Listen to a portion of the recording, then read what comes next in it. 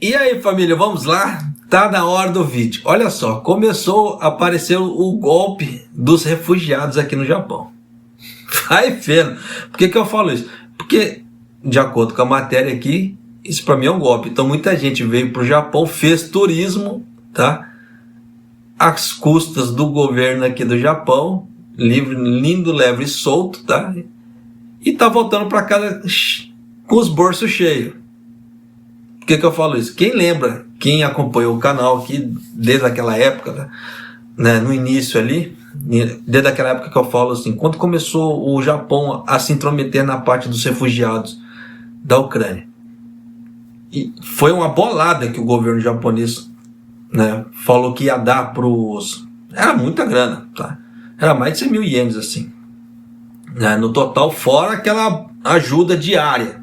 Então o governo japonês, o governo central japonês, tá? Ele ia custear alimentação, educação, saúde, tá? E o teto que eu falo assim, a moradia para as pessoas. Então praticamente assim, os refugiados não iam ter gasto com nada. E o governo japonês ia dar uma bolada. Claro que, tá? Quando os refugiados saíram de lá, tá? Supostamente eles teriam basicamente só uma malinha de roupa na mão, assim, só uma mochilinha. Então eles precisam ter também uma grana ali para eles comprarem roupa, ter uma certa dignidade, tá? Mas ainda assim, eu achei de uma forma assim absurda, por isso que eu até trouxe para o canal na época. E agora começaram a aparecer os resultados dessa bondade do governo japonês. E o governo de Sasaki, na época, ele foi além. Tá, o governo de Guma ali. Ele falou que ele ia, além de custear igual o governo japonês, ele, na época, ele tinha oferecido o dinheiro que praticamente era quase o dobro, ou era o dobro, eu não me recordo, do que o governo japonês, o governo central japonês ia dar. Eu achei assim, uma coisa assim louca na época, tanto que eu trouxe assim, os mais antigos que acompanham o canal devem se lembrar disso que eu estou falando, mas vamos lá, tá? Só para você ver o golpe do refugiado. Duas mulheres que chegaram ao Japão como evacuadas da Ucrânia sobre a invasão da Rússia, desapareceram de um local de acolhimento na cidade de Shibukawa, na província de Guma. Revelaram várias fontes próximas ao caso. As mulheres, supostamente uma mãe na casa dos 50 anos e sua filha na casa dos 30 anos, aparentemente desapareceram depois que tiveram problemas com seu fiador, quando ele pediu que apresentassem seus passaportes. Acredita-se que as duas tenham retornado à Ucrânia. O motivo de seu desaparecimento seja desconhecido, o caso levanta a possibilidade de que o sistema de apoio do Japão aos evacuados ucranianos possa estar sendo abusado. Já está sendo abusado faz tempo. Tá? Segundo as fontes, as duas mulheres chegaram ao Japão em 14 de maio, via Polônia, com a ajuda de uma organização sem fins lucrativos, incorporada na cidade de Sasaki, na província de Guma, o que tem ajudado os evacuados ucranianos com despesas de viagem e subsistência. Quando eu falo assim, que já está sendo abusado, por quê? Já houveram fotos, tá, de levarem os ucranianos para vestirem kimono, para vestirem rapi, para vestirem não sei o que, para cima, para baixo. Pô, qual lugar do mundo que os refugiados são tratados a bom de ló? Isso que é? Para fazer bonito para quem? Tá, mas continuando. O fiador assumiu voluntariamente o papel após ser apresentado às duas pelo grupo sem fins lucrativos. Ele cobriu cerca de 300 mil ienes, cerca de 2.200 dólares, para suas despesas de viagem e lhe ofereceu um lugar para ficar em um prédio em Shibukawa. As despesas de viagem deveriam ser reembolsadas posteriormente. Então você viu que deveria pagar, tinha que pagar de volta ali, né? Tô te ajudando, mas, devolve a grana, né? O governo japonês simplificou drasticamente os procedimentos de solicitação de visto para os refugiados ucranianos e permitiu que eles entrassem no Japão com visto de curta duração de 90 dias, igual um visto de turista, tá? Com isso, pode mais tarde ser alterado para um status de atividades designadas que lhe permite trabalhar por até 1 ano, caso desejarem. Esperava-se que o casal ali, no caso assim as duas, solicitasse essa mudança de status depois que eles aparentemente entrassem no Japão com um visto de curta duração. O fiador pediu à dupla em 19 de maio que apresentasse seus passaportes, que eram exigidos no procedimento de visto e nos acordos com a organização sem fins lucrativos. No entanto, elas se recusaram, caso a mostrar seus passaportes, e desapareceram abruptamente. A dupla posteriormente ficou perto de Tóquio e em outros lugares antes de aparentemente retornar à Ucrânia em junho, de acordo com outra pessoa familiarizada com a situação. Fez turismo o quê? Com dinheiro do trouxa, dinheiro do governo. Então já dá para você ter ideia que você, que pagamos impostos aqui no Japão, custeamos essa palhaçada aí. Então já dá para você ter ideia. Vi fotos que foram enviadas por alguém que acredita ser as duas pessoas nas redes sociais e elas pareciam estar curtindo um passeio perto de Tóquio. Eu me pergunto se eles realmente eram evacuados, ou foram evacuados, disse o indivíduo.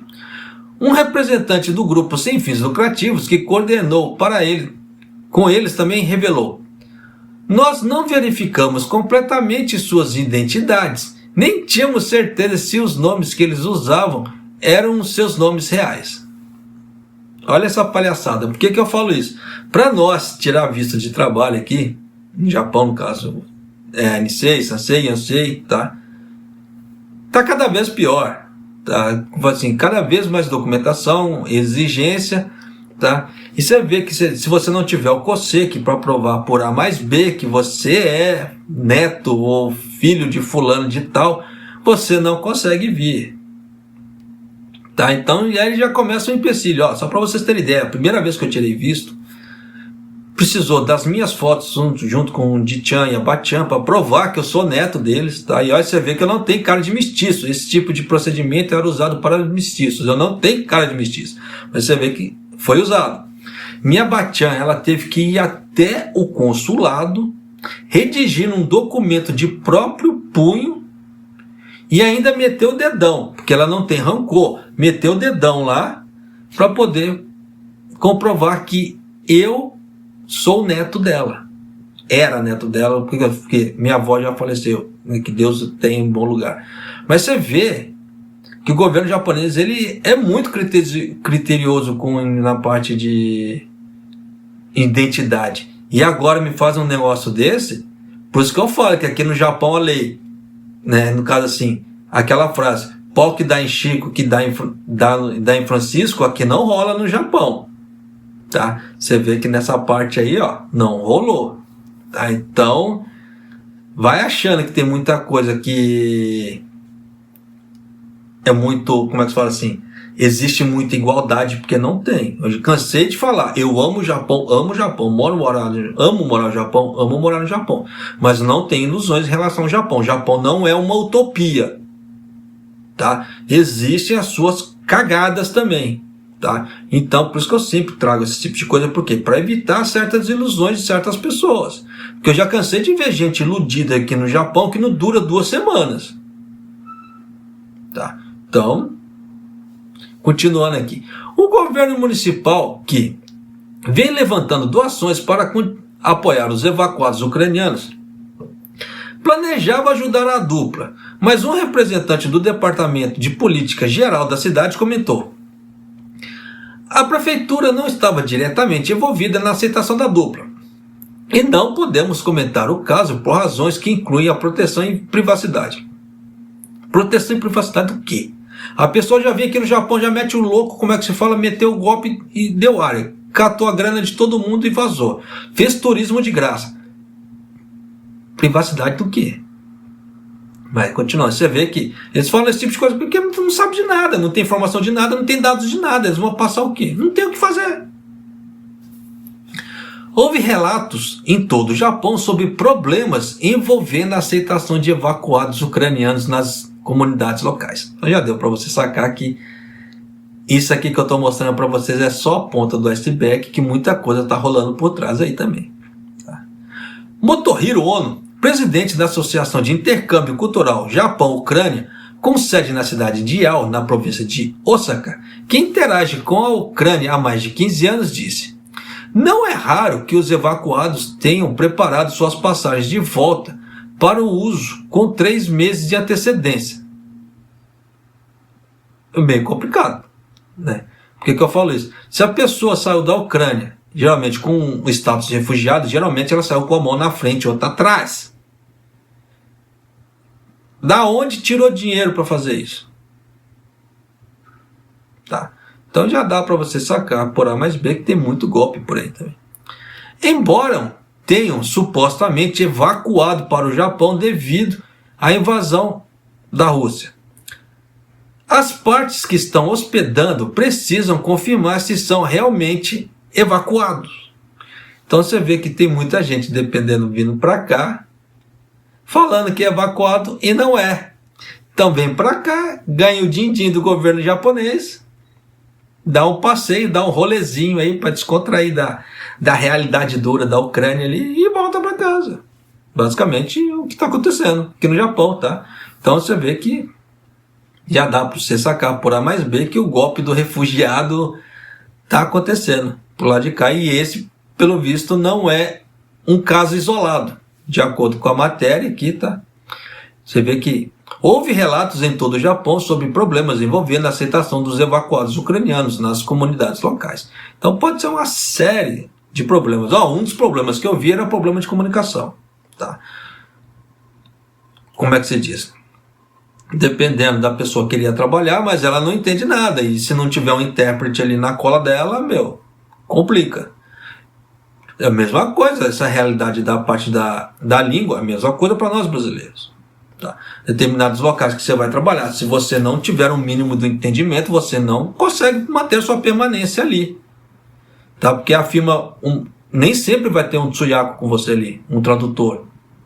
Em uma hora ou outra vai chegar um chefe, vai chegar um subordinado, alguma coisa, alguém numa escala hierárquica maior que a sua, vai perguntar: como é que está o serviço, como é que você está fazendo? Ou na hora que der um problema, o que aconteceu, o que você fez para acontecer isso? E se a pessoa não conseguir explicar, vai ficar cada vez mais nervosa, tá? E nessa brincadeira toda, você sabe que não dá bom, como é que se diz? Como diz o novo português, né? Não dá bom. Eu acho horrível isso, mas é aquela velha história, né? Linguajar novo da população. Então, não é legal, tá? Não vai dar um resultado bom para isso, mas de qualquer maneira você vê que estão acontecendo coisas, né? Então tem certos casos também que eu evito de trazer para o canal para evitar certas confusões, evitar certos julgamentos. Canso de pedir no canal que não julguem as pessoas, tá? Porque da mesma forma que nós não gostamos de ser julgados, nós não podemos julgar as pessoas. Faça para os outros que você não gostaria que fizessem com você. Da mesma forma que não faça para os outros que você não gostaria que fizessem para você. Você vê que tem pessoas aí na mídia aí, tá?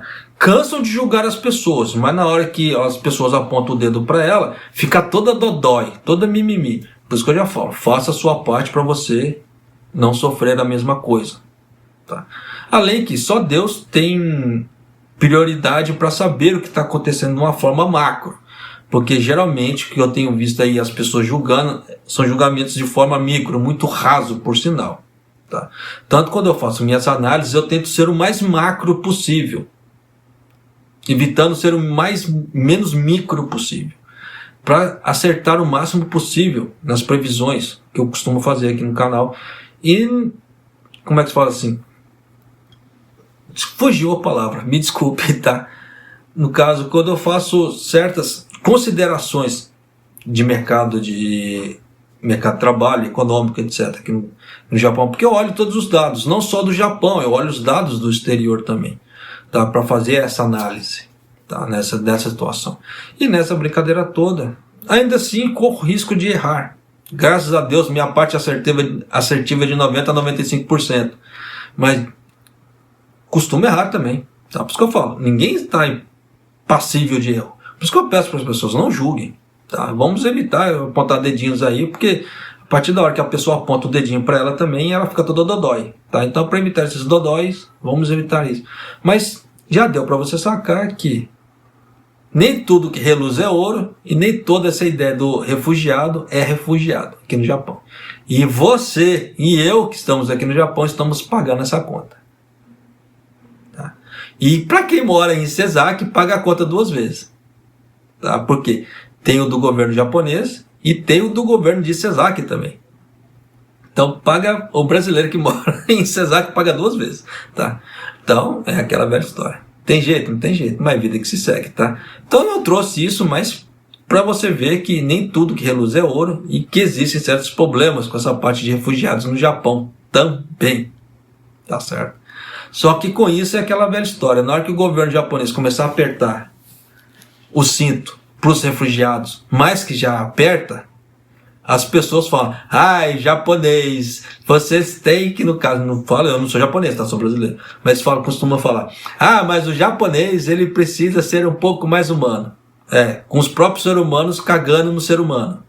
Tá? Então você vê que o Japão, ele aprende com seus erros, ele vai apertando o cinto por causa dessas cagadas humanas. Não é que o Japão já chegou fazendo uma regra espartana, não. Ele vai vendo os erros que acontecem para não ficar apanhando, porque o Japão, no caso o japonês, ele não tem o dom nesse ponto, tá, de ser mulher de malandro. A partir da hora que ele começa a ver erros, ele vai apertando o cinto, até a hora que para de aparecer esses erros.